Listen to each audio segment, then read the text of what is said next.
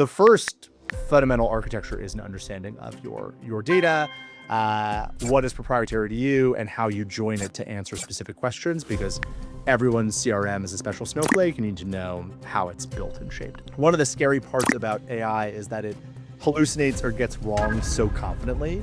So like you're reading clearly some sort of AI slop report that someone put together, and you're reading through it and you're like, wow, this sounds really good, but they're just fundamentally wrong about these like three things with the business. Every member of our go-to-market team is in Dust every single day. Like I track usage every day, every single business day, every single member is in it without question. And that has been a function of like ground up adoption versus top down requirement.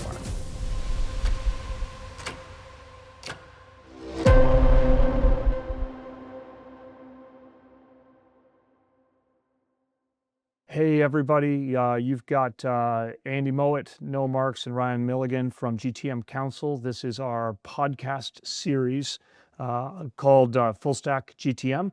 Today, we are going deep around the concept of GTM engineer. Ryan is somebody I've been deeply impressed by. He's building all the time. His CEO shouts him out on podcasts, and I think Ryan's gone from RevOps now to CRO, which is so impressive. And Ryan and I geeked out a couple weeks ago talking about everything he was doing, what he was building, and I'm excited to have him on. So welcome, Ryan. Thank you so much, Noah and Andy, for having me. Really appreciate it. I'm super excited about this. Will be a lot of fun. I love it. The ability for us to take the conversations we're having in the GTM Council Slack and community and share them with other people is so powerful. Ryan, maybe just for people that don't know you, just give your quick, like, what is your role? What do you do? What's your superpower? Sure. And then we'll dive in. Yeah, so I'm Ryan. I lead the revenue org here at Quotapath. I am data scientist turned RevOps leader turned CRO, which is a fun little journey we can talk about. And so superpowers, I'm a like data analytical, process oriented person shifting into revenue leadership, which is a fun thing. The thing I talk about a lot on LinkedIn is I think more RevOps leaders are pretty well suited to be CRO, which we can talk about. I agree. And a lot of my focus has been on turning our revenue org into like a clearly predictable system. And so that's been a fun journey for us for sure. And changing the shape of our revenue to be more durable revenue for the business has been a big passion of mine, which I'm excited to chat through more. Man, I love how you're doing it. I think a lot of us are pushing the bounds in different ways, and to be able to share with people what you're doing here is great.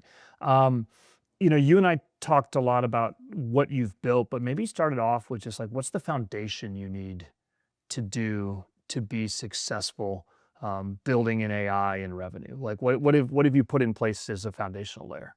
Totally. It's interesting. I joined Quotapath 4.5 years ago, and the first tool I bought was a data warehouse and BI tool. I thought it was like the most important thing in terms of having ownership and architecture of your data. Now, I'm a little biased because I like writing SQL and spending, Sunday nights watching Survivor, answering data questions. So it might be a little unique to me. But I do find that having like ownership and understanding of the architecture of your data is massively important. And having a very clear understanding of all the primary keys and like how different tables in your data set join together.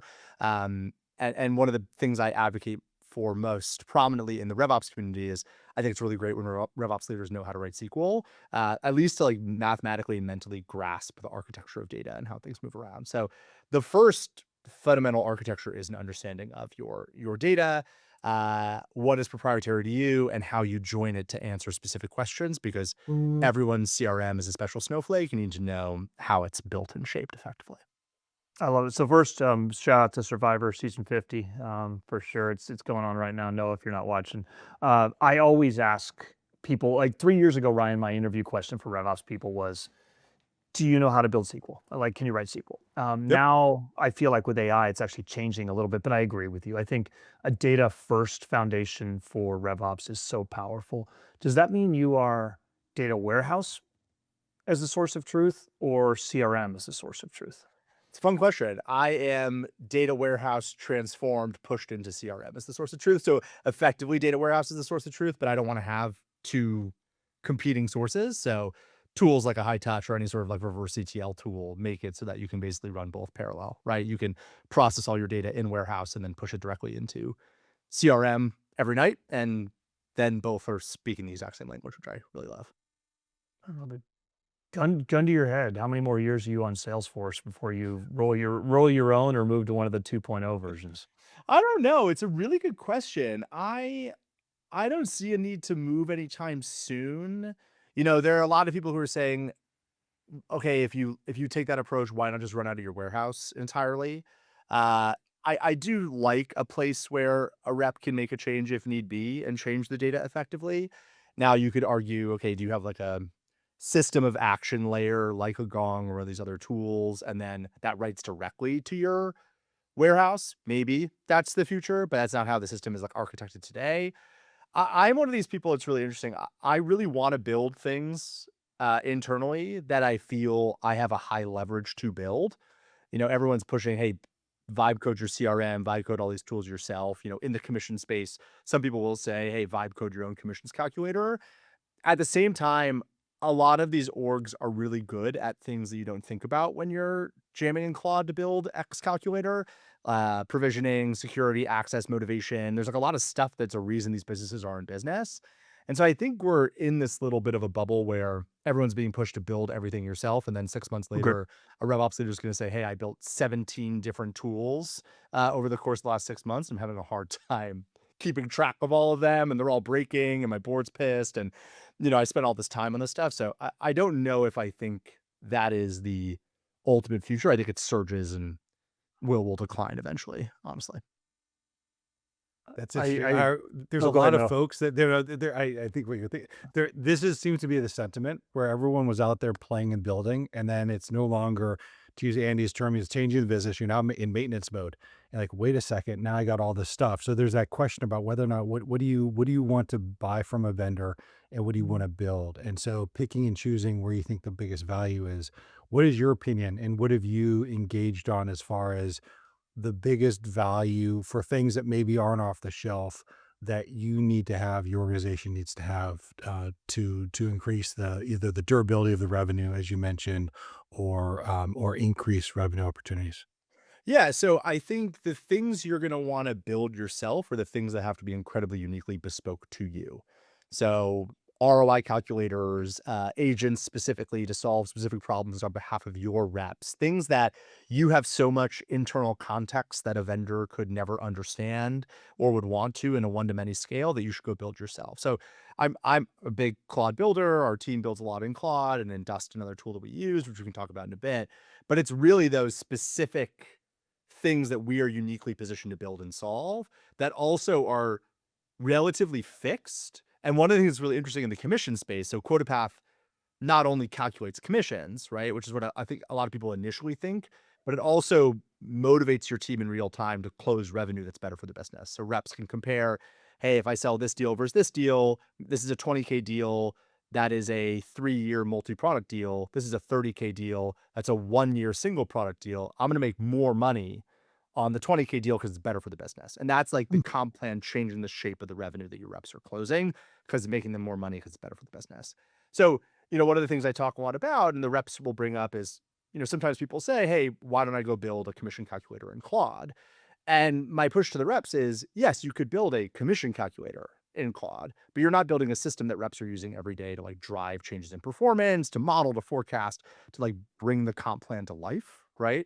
And so I think that is the litmus test is what are these tools that you can build either like in a really bespoke way for yourself to solve a problem very uniquely to you.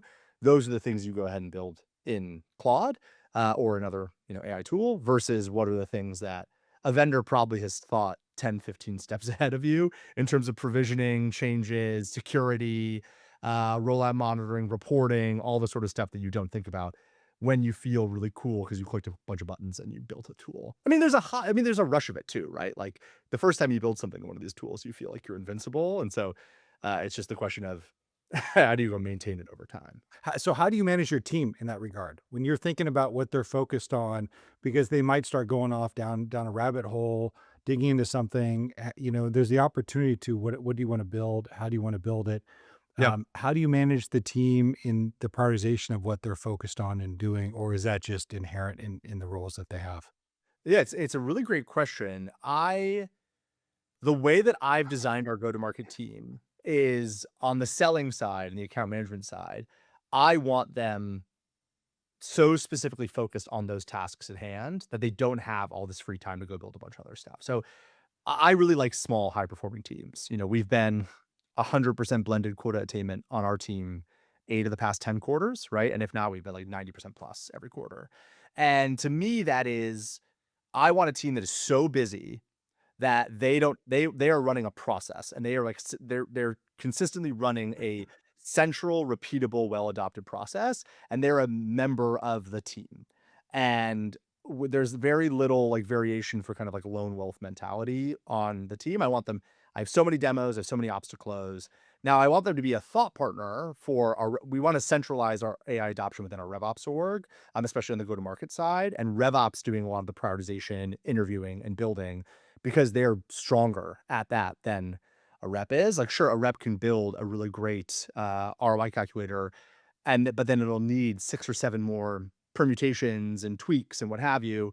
That RevOps is more centrally built to, or more skilled from an AI perspective to go build with. I think, Mm, it's funny. I was listening to Kyle talk about this with AJ bingo. on top Yeah. one too. Yeah, like I fundamentally agree in that in your systems architecture team, your RevOps team is the best team to take some great prototypes that your team have built, maybe on different calculators or tools internally, make them like business grade or make them org grade, and then roll them out to the team and enable them. Because so much of the AI thing is enablement, right? If you can build 1,000 dashboards, but if you don't train people how to use them, they'll look at them for the first 3 or 4 days, then they'll never look at them ever again. And then you have all these kind of dormant dashboards. I mean, it's the same rush of the initial BI tools. It's kind of the same problem, just repeating itself again. So a little Right. long-winded, but I like the centralization and then the rollout, encouraging experimentation to build like a V1 prototype, go to RevOps, let's put this into production. Cool. How do we get in our production schedule and get it out to the team? I couldn't agree more. I mean, that Kyle one, I resonated deeply with me, which was you're going to get, or I think the exact quote was, you're going to get orders of magnitude more ROI when you centralize the 100%. AI GTM transformation than have 1,000 flowers bloom with every rep. Have you gotten anything good out of like letting you, do you want your reps to be experimenting with Claude coding something? You said kind of like 100%. build a prototype, and or is it more like like, hey, could we do this to the RevOps team, rather than like building it themselves? Well, even the could we do this? The nice part is you can get a V1 in an hour, right? Yeah. So I've had reps. A really good example for us is dummy demo data, right? So with our with the problem that we're solving, every customer has a unique data setup and then a unique comp plan. So for every customer, they want to see, hey, how would my comp plan with my data look in Quotapath and spit out the numbers that I need? So it's like a multi-factor complication, right? Which makes our sale really interesting and really fun. And so reps say, one of my reps who's more kind of Claude forward said, hey, I'm going to go build a like data generating tool, and came to a great V1. And then the reps were asking, oh, this is great, but what if we added this, this, this, this, and this? And then the rep who built it, you get a little frustrated because you're like, well, I just built this great thing for you. Why are you like piling all these other requests on top of it? I don't have the time to do it. And so, yeah, they build these great prototypes. And then it's like, cool, let's take that prototype and centralize it within like how it fits into our overall AI stack so that all the people can get the benefit of it, and they can continue to work on it over time and develop it to like be better for the business. So we've gotten some really great things. Don't get me wrong. And like we are a very AI forward experimentation company. It is experimentation, not as much as it is production, is what I would say. I love that. We talked a little bit about UX, where we talked about you still like Salesforce where reps can log in, but I feel like we all know that the Salesforce rep is insanely clunky, and the Salesforce UX is. Sure. You've actually been doing a ton of thinking around UX with Dust and with other things like that, and also you have this unique advantage where not only does RevOps roll up to you, but also the reps do. So you can really think through how do you make that rep experience as effective as possible. I'd love to hear like how you've approached that. Yeah, so the biggest problem with top-down AI requirement or top-down AI push is that reps will be enabled on it, but then don't know how to fit it into their like daily schedule. Because Yeah.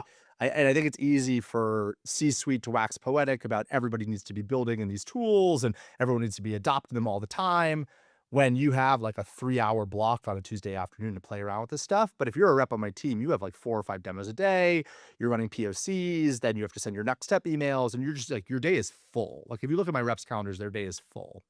And so the way you get AI to be adopted within the team is you find very specific pain points that they're facing and you build agents that solve those specific pain points. So the way we've done it with Dust is you have central kind of hierarchical agents. So a go-to-market agent, a marketing agent, a account management agent.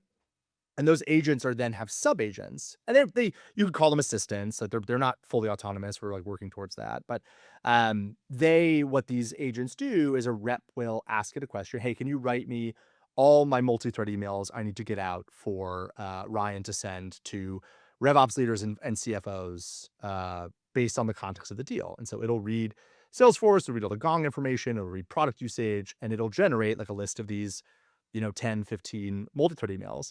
And then what I like about Dust is it creates these, what they call frames, which are basically shareable links that pull all that context in and I can read it and take the pieces that I need and push it right into email sequences that I send. It's a very specific problem. And then from an enablement perspective, every Thursday at stand-up, we have stand-ups every day as a team.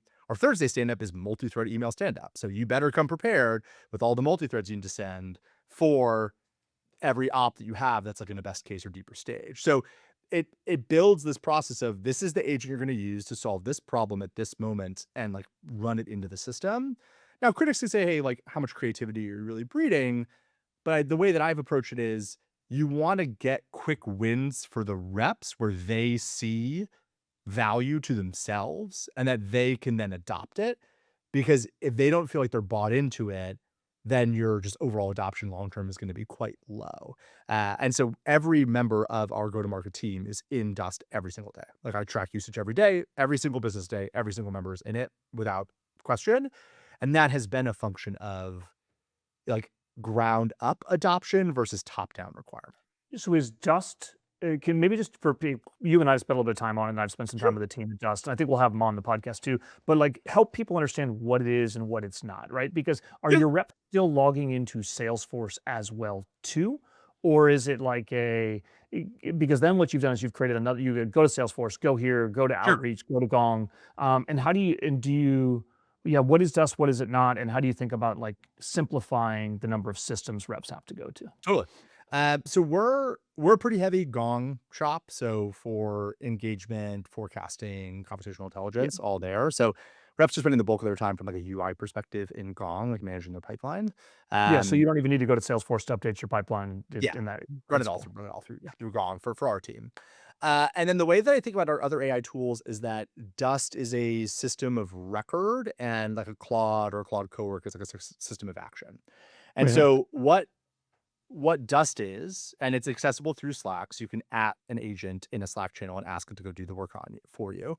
But what Dust is really is it's pulling through Salesforce and Gong and full story kind of MCPs. And with Gong, you have to build like a little bit of a custom approach to the MCP, obviously. But it's pulling in all that data into Dust. And then what it's basically doing is it's a way to create shareable information. So it's like aggregating all this information, pulling the context, and sharing these links. So you can create a shareable URL that has like a one pager or a multi-pager for what the person needs from an information perspective at that part of the process. So it's a system of record mainly, but aggregating across of a couple different ones. So it's basically like the way that I think about it is you have an agent that solves a very specific problem, writing a multi-thread email, handing off like between a rep and a sales engineer. I want to prep a sales engineer to be ready to have this next call. I want to prepare a CSM to run implementation. I want to create a business case that I can share with a prospect. It can create like publicly facing business cases through a business case agent that we've built. I want to create a mutual action plan, a scope of work, ROI calculations, all the things that you want to share in different easy consumable formats. That is what Dust is really well built to do. And it keeps all that information over time. And that's why it's been really fruitful for us. It's, hey, what are the things you want to do? I want to write a multi-thread email. I want to build a business case. I want to calculate ROI, all the things that a rep wants to do but doesn't have the time to do. Dust will do it for them. And Mhm. then the next stage we're getting into is just automating all of that. So anytime an op moves from this stage, just at this stage, call the agent, have it do this, drop it in the shared Slack channel so that everyone's like fully up to speed. The question you might have just alluded to is when questions are coming inbound and you're tracking what sort of questions, what's happening, then you just say, okay, it tends to happen a lot during this part of the sales cycle. So we're just going to Yep. automate that. So when you go into this piece, it's automatically shooting that off. And so what you've built is, how does our business operate? And now you're going to automate that as the next step. Is that correct? What I Pretty heard? much. Pretty Yeah. much. Yeah. And then the question becomes, the easiest question to ask is you closed 25 ops last quarter. Like, what would it actually take for you to close 50? And then you ask the rep that question and you're like, oh, why couldn't you? And then the rep lists 10 things that make it so that they couldn't close 50 ops. And then you tackle all of those one by one with bespoke agents. Like that is Yeah. my goal is to maximize the closed one ARR per rep on my team, especially on the new business side. I think we've grown it 1.7x, I think, in the past like 18 months. So basically you're basically trying to, I want as few reps as possible, making as much money as possible, automating the system as much as possible. Like, I think that is the way that a lot of these modern GTM teams are heading. And you're not replacing their skill. You're just taking all of the stuff that they're uniquely set to do and all the stuff that's not unique for them to do. You're taking all the stuff that's not uniquely human and having AI do it for them so they can spend more time selling. Like that's Ryan, Maximizing the capacity and so you even mentioned this in the very beginning, but there's a capacity element to this, which not a lot of folks are. I mean, there's an efficiency piece that people are looking at, like, but ultimately it's how do you get more from the same set of reps that you have? And so you just mentioned it's a 1.7x multiple in terms of their capacity. And so you're tackling it from, how do I get my reps to be able to do more through the day? So is that how you've modeled out all of these agents, is by just through that sales cycle? What are the areas that we can make efficient? And then where are you in that journey in terms of where do you think you can get to with your organization, if you're able to share? Yeah, so I think we're pretty decently far along. I mean, and no, to your point, that's the exact approach that Yeah. I'm thinking about taking. Yeah. Now I think where we are not yet is this all being fully automated, right? We're still like, it's still rep triggered in a lot of these places, and that's by design, so that we're feeling like everyone's understanding the whys and when these things are triggered and like why we've been on this journey for probably a little over a year at this point, from experimentation to like full rollout and embedding and what have you. I think by the end of this year, we will have these agents like fully autonomously running in the background, where reps do things to certain opportunities, or even things are said on calls that then trigger these things to happen. In the background is ultimately, I think, where we will end. And then the question for us becomes, at what point you just want to make sure that a rep still feels like they're controlling the process.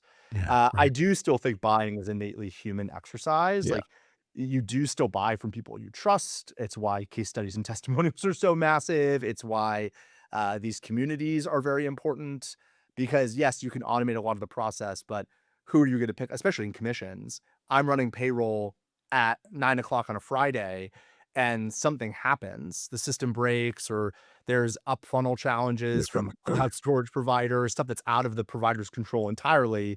Like, who can I pick up the phone and go call? And so the rep's job is to build a lot of that trust in a uniquely human way. And so that's what I want to give them more time to do versus like logging fields in CRM. this is so inspiring, Ryan. I got a fun, crazy question for you though. You guys price on a per user basis yourselves, right? So if everybody's a Ryan rockstar out there in 2 or 3 years, what does that mean for Quotapath? Or how do you think about like the billing model for your own company on that side? Yeah, so we're doing a lot of kind of internal experimentation on, like more of a paid on paid model, right? Like, you pay a percentage of your commissions paid to Quotapath. That could be, very much could be the future for us. And it's interesting. Like, we're the only commission tracking software that pushes directly into a payroll provider. So we push directly into Rippling as an example. So you can actually schedule your pay runs in Quotapath.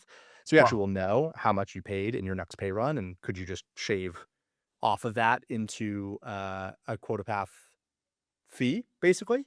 But So by the it's a way, lot of Manny Medina is big on the idea, which, or I think it's Manny, where he's like, if you touch money, you're always existing in a world, right? Like you can do a lot of stuff with agents, but when money moves, if yeah. you can take money at that point, that makes a ton of sense for you Well, it's guys. interesting. It's a lot of our ROI conversation. We've shifted a lot of our ROI because sometimes people will say, "Oh, wow, 15, 20 grand or is a lot of money for a commission tracking tool.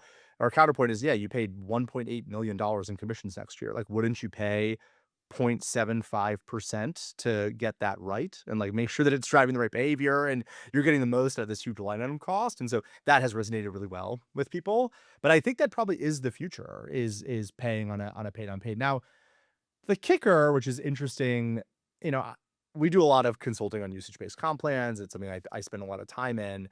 The challenge is that the modern CFO still does like predictability and cost. And so I think there's a question of, if you ask how, like, out of 20 CFOs, how many of them want all usage-based pricing? I think they'll tell you, I'd love it for my business, but I don't want to buy all software that's all usage-based pricing, because then if you're trying to forecast your overall cost of the business, you have no idea how much these things like spike up and Mm. down. So it's a really it's like there's a really interesting tension point with usage-based pricing where it's very in vogue. And then if you ask a CFO, how much do you love this as a buyer? They're probably not thrilled with the concept. It's kind of like Slack was big on the concept, but no enterprise ever bought like flexible pricing. They all bought Yeah, fixed pricing. exactly. And I think to your Um, point, Andy, too, like, let's say you have more reps. There's a world too in which we say, okay, you have less reps, but it makes your comp plan even more important, right? So there's a world in which you still pay on a per person basis, but you're paying more per person for a tool like Quotapath, because if you went from 50 reps to 10, you better make sure that all 10 of those reps fundamentally live and breathe the comp plan. You better make sure that all of them know what's best for the business so that they can all sell these 3-year multi-product cash upfront deals and know how much more money they're going to make for those. So there's an argument that a tool like ours becomes even more important as your team shrinks, which is an interesting tension point for a lot of orgs. I love it. I feel like there's a whole separate podcast here on this. I was at the other side where we never paid commissions at all at Culture Amp, and it was fascinating. Yeah, But I yeah. believe in I believe in the power of commissions. Maybe shifting back to GTM engineering side of Sure. things. How do you think about like the data? I mean, I think the term GTM engineer started kind of with Clay, although even Mhm. Everett at Clay and Kareem and people say it's much bigger than just using Clay or using some of these other tools. How do Sure. you think about the data foundation of that? And is that, it sounds like GTM engineering to you is much broader, as it is for Everett as well too. But what do you do for like data, signals, targeting, all of that to be able to get smart there? Yeah, so we've been Clay power users for pretty much since the inception. I think Brandon on my team found Clay uh 3-4 years ago. We've been using it since. And I think a lot of our approach to outbound has been this warm outbound approach, which is we do so much at top of funnel. We provide so much to the community. What's interesting about the problem that we solve is that everyone wants advice on commissions. Like, no one thinks, oh, I have an amazing comp plan. And they're all constantly asking for advice. And so we are constantly publishing content around the dangers of cliffs and the challenges of clawbacks and ramping plans and building calculators. And so we have so much top of funnel activity for orgs early stage in wanting to evolve how they think about comp, that leads to a really warm audience list for us. And a lot of the ways in which we go to market, candidly, is much more B2C than it is B2B. Pricing on our website, only tool with that in the space. We have a free trial, only tool with that in the space. Like, we are definitely taking much more of a buyer-centric way of selling Quotapath. That was a big priority for me when I took over leading the team. I had just been on so many BDR calls after telling a BDR over email what I wanted, then getting on an AE call and asking me the Mhm. same 15 questions. I was like, we can't sell Quotapath this way. And so we've stripped out a lot of that. So to your point, from a data perspective, we have so much data from like people interacting with Quotapath in some way, whether it's our calculators or reports, or that we use that as a way to like do a lot of warm outbound. And then we also do it through a lot of these like former admins, former reps who've used Quotapath. There's a lot of movement in the space. So building a lot of that all within the Clay architecture, paired with Unify, which we use for a lot of our outbound as well, that sets you up with a really nice architecture to say, who's this person? How are you scoring them relative to what they're thinking about with Quotapath? What's their experience been in the past? And then run this play correspondingly. So that's just been the approach that we've taken, is gather as much data as we can in adding value, providing value at the top of the funnel with content that people actually want. And then you can nurture those people over a longer period of time and give them like a pretty frictionless buying experience. That has led to a lot of positive outcomes for us. Yeah, that's uh this is fun because not only you're in a company that focuses on what a lot of what ops spends their time doing, and just even the compensation element of how important compensation is to overall attainment of an organization or determining how your territories, your white space. It is a crux, and I think there's a value proposition of what even companies can offer their customers, which is just the advice, the expertise that you offer, because everybody's always looking for that perfect silver bullet. Through your organization and building it out from pretty much you start off at the top. It's a data science approach. You're building it from the ground up and continue to build those layers. How important was it? Because this is something that I just want to make sure we've touched on it in a couple other podcasts, but how important was it to have that data layer first before you started experimenting? Because there's a big push to be like, oh, well, let's just throw some reporting on it. We'll get through it and we'll rush through it. But it's kind of, it's like, it's a foundational tier, and before the systems are connected and the data is working, it makes it difficult. Now, is that truth or fiction in your experience? The data is like the most important part to me because one of the scary parts about AI is that it hallucinates or gets wrong so confidently. So, like, you're reading clearly some sort of AI slop report that someone put together, and you're reading through it, and you're like, wow, this sounds really good, but they're just fundamentally wrong about these like three things with the business. And I've seen that time and time again. And so to have like the right data architecture to say, how did you derive this number? How did you come up with this output? Like having that data architecture is like very, very fundamentally core. And it's what we've been spending a lot of time on as a business. So we're coming out with a new product in early June that is basically kind of an AI GTM assistant layered on top of Quotapath. So basically, all of the advice we've had to give this tool atlas. It's basically we've done 500 comp plan consults in the past 5 years. We have thousands of comp plans, tens of thousands of comp plans in the product and tied to revenue outcomes. So people want advice on, okay, what's the best comp plan for this person in this region, or how should I design this sales engineering team? All the kind of GTM questions you're asking, it's pulling from proprietary Quotapath data to answer those questions for you. And if we didn't have the right data architecture in place to be able to like tie into Atlas to answer a lot of these questions, we'd be guiding people down terrible paths. Like you should design your comp plan with this set of clawbacks and this cliff and this ramping setup, and they would take it as great advice from Quotapath and they would run off and build a terrible comp plan. So the data architecture is super massive, and one of the things that we think about here is automating the process of calculating and paying commissions and better motivating your reps are two things that we care a lot about as a business. But the third is empowering people to build the right comp plan for their business. And we've done that in a very human layer. I've done a couple hundred comp plan consults myself for the past couple of years. Spent tons of time giving people advice because I think it's really important to get comp right. And we want to give everybody kind of ubiquitous access to a tool like that based on all the data that we have so they can start to get these questions answered for themselves. So that's kind of where Yeah. our business is focused in a really cool way. Yeah. That takes me to the second question of this, which is not only on the data side, but the content side. True. Because the hallucination happens, and it does so in such a confident manner that it's tough to determine what's what. But there's that feedback loop and all the content that you're serving up and all the actionable insights that you're giving your reps to do. How do you ensure that that content is the highest quality content? What's the feedback loop that you've built to the folks that might even be in charge of creating some of that content? So you can understand maybe, oh, this was true 6 months ago, but it's now out of date. That's the thing that tends to stump things the most. It'll give you the best Sure. answer, but the best answer may be based on something that's no longer relevant.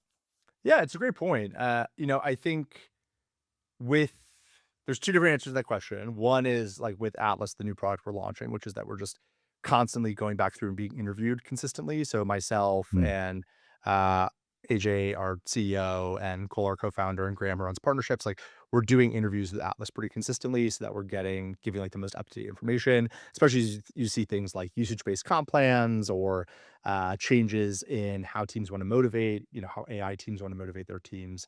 We're trying to like be re-interviewed consistently, both live and then also through our blog and writing a bunch of that information publicly and pointing Atlas to that. So it's like we're publishing 30, 40 blog articles a quarter at this point on all these sorts of topics. Like we're trying to bring newest updated information and then pushing the AI to pull the most recent source. If you're debating between two sources, pull the most recent source for this information.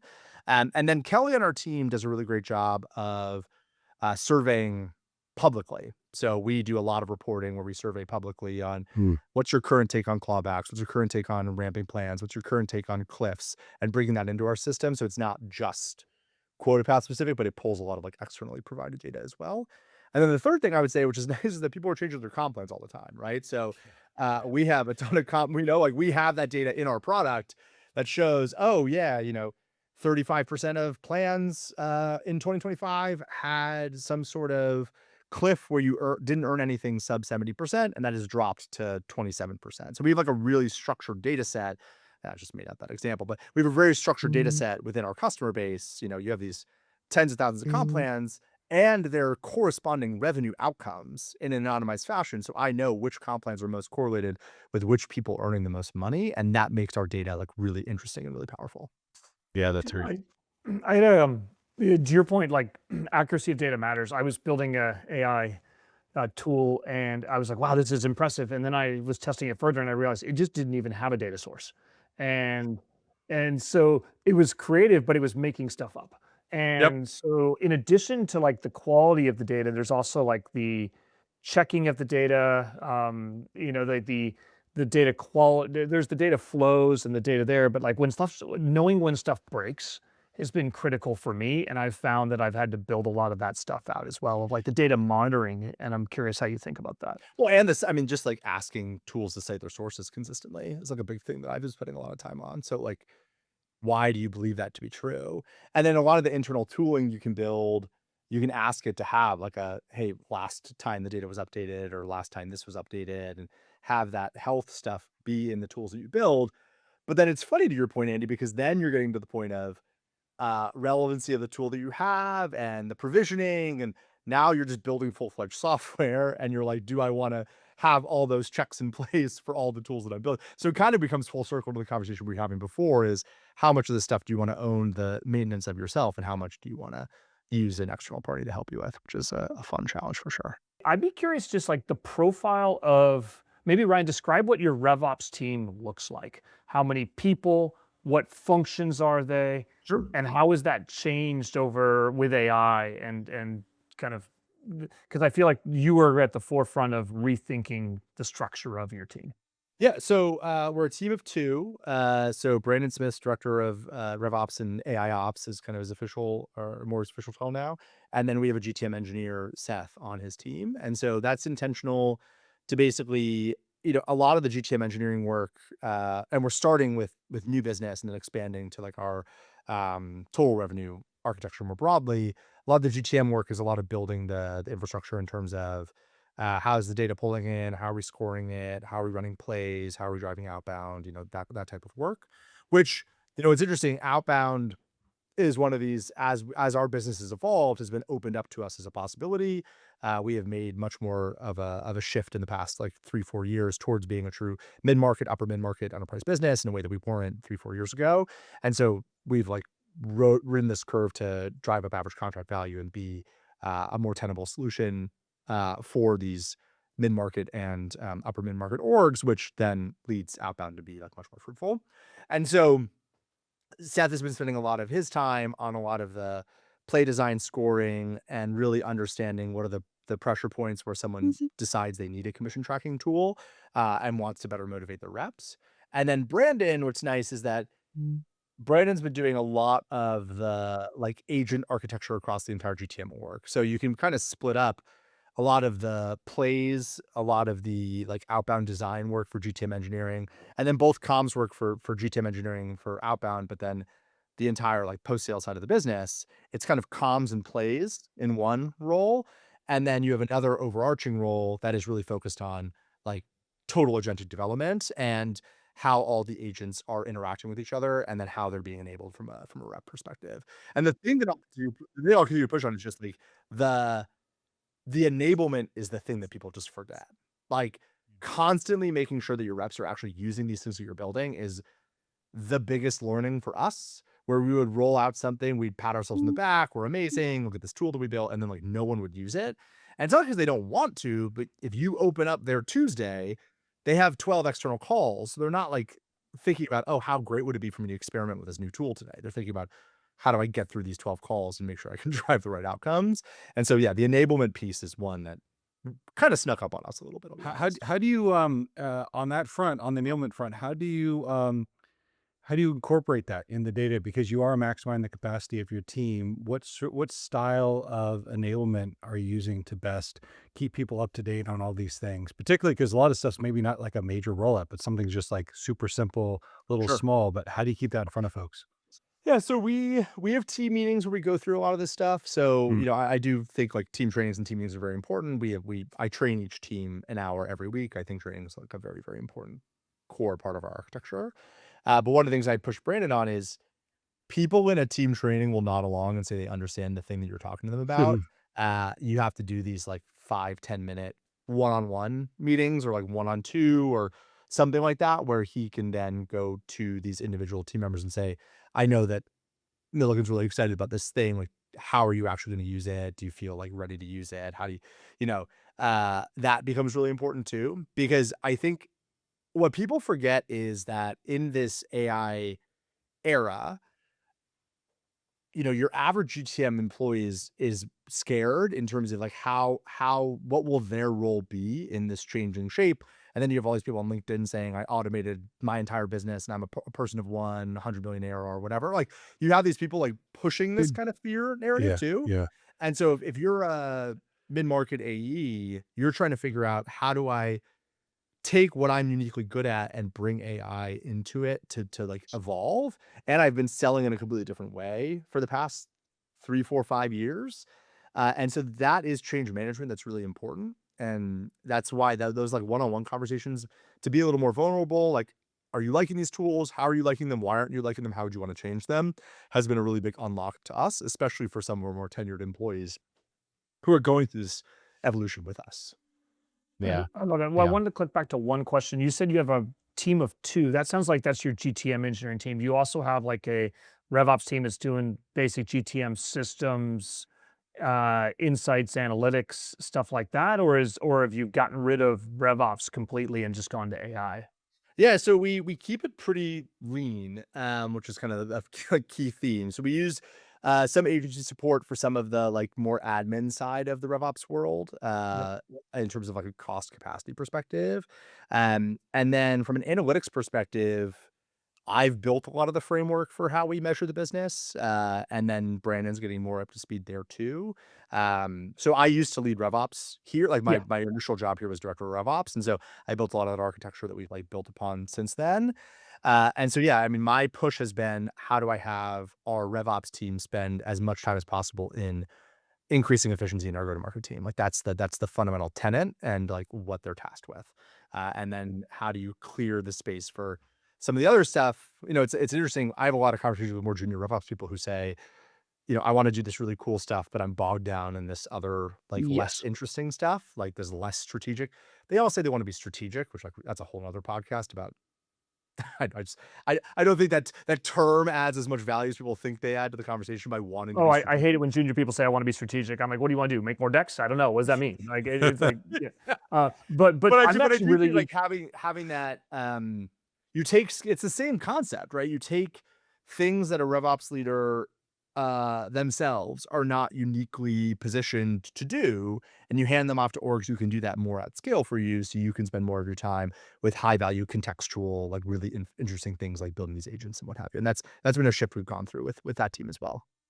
Okay, so how did you make you showed up, there was probably like Salesforce or HubSpot, maybe Gong, but none of this AI stuff. Like, how did you make that transition? Because in theory, you still needed to produce the reports, produce the weekly metrics deck and everything in the old way. So I think a lot of CEOs show up and they're like, well, keep doing all the same stuff you're doing and then just AIify it, right? And you're like, well, how do I do both? So what's your advice to a CEO or a RevOps leader or a CRO of like, you've got, and I talk to these people all the time too, you've got Sure. this old school RevOps org with not great data, not foundations, not all this stuff. Like, how do you make that transition? Well, I think doing it manually is actually a really big blessing because you know how it is done, and then you can train AI to do it for you. Yes. Like, if you I think the orgs that just come in are like, "I wanna build all my board reporting in A with AI," but have no idea how any of the data integrates with each other, have no idea about the special, like, mechanics of their CRM. They're the ones who are gonna be in really, in a hard time. We did this manually for such a long time, right? Build these dashboards in your BI tool and dragged all the dimensions and the measures together to measure it over time and like wrote a bunch of the SQL back in the day. And so my push would be rank what is the most time intensive but not uniquely human things that you do and pick one and say, hey, over the weekend, can I get a Claude or some other tool or a Dust or whatever, some other tool to do this automatically for me and give me like a semi good output. And then am I going to spend, a little bit of time every night after work, like getting it to be perfect and then run it. And then you can just kind of tackle those most time intensive, non uniquely human things down the list. Then you can free up your time to be doing more of this like interesting AI enablement stuff. That's what we did. So we I've been leading our board meetings here for 4+ years now. And so we have a pretty good rhythm of how we have those conversations. They're very time intensive. They're great. They're time intensive from a prep perspective. So you just start to work your way through. You build the confidence that you know what you're doing is right and it's resonating well. Cool. Let's take the pieces that are not uniquely human, automate them, uh, and then build the time to like tackle more interesting problems. Is there anything that you felt was the most impactful of all the things you experimented with and everything you rolled out? Was there one that you're like, that one was by far and away the most, or was it just more of an aggregate of all the little things help I drive think the efficiency? stuff that was the most impactful were the things that reps said they wanted to do, but weren't doing. Hmm. So, like a good example, we have thousands of customers, right? So you're not gonna run in a pre-AI world, you're not gonna build slides and run a QBR with the usage for every single customer every quarter. It's just impossible. You would just be spending all if you're a senior AM managing 150 accounts, you would just be spending all your time making QBRs. And so then people just stop doing it. And Hmm. so the things that are most successful are in your dream world, if you had infinite time, what would you be doing? And I would love to send a usage report to every single customer talking through the unique value the reps are getting. I want to show their most active users. I want to show the difference in attainment between their really active Quotapath users and their non-active Quotapath users to show how Quotapath is driving the right behavior. I'd love to do that for every single customer. Cool. Let's build an agent that builds your QBRs and runs all the time, right? So and then they're very excited because they're starting to ideate with you on what you could do next. That's So cool. that's where like the rep or the AM or the BDR, they're incredibly valuable in the process because you ask them if you had unlimited time, what would you do? And then delivering those things to create better customer relationships is the huge win. So that like business cases, QBRs, all that kind of stuff that's really, really valuable when done right at scale has been a big focus for us. I love that. We could probably geek out for hours, and I think we've got a couple other topics. We've got quotas. Noah, I think, is running a whole briefing at some point on like Yep. RevOps to CRO, which you're one of our favorites, Ryan. Maybe as a final question, how, in your own words, how would you define GTM engineer? I will say what I think it should be defined as. 'Cause there's a Yeah. current definition and then a future definition. I think what I think it should be defined as the person is responsible for the orchestration of how a customer efficiently moves their way through your life cycle. So like makes it a person who makes it really easy to go from prospect to 3-year renewal and basically takes away the barriers for how somebody makes their way through that process. Like there's the whole bow tie model, and an evolved RevOps way of getting somebody from you know cold unaware prospect to 3-year happy customer renewing. I love it, man. That is a great vision. And thank you for spending the time, Ryan, and for being part of GTM Council too. It's been a blast. Yeah. No, Andy, Thank really you. appreciate it. Thanks for being here. Have a great day, guys.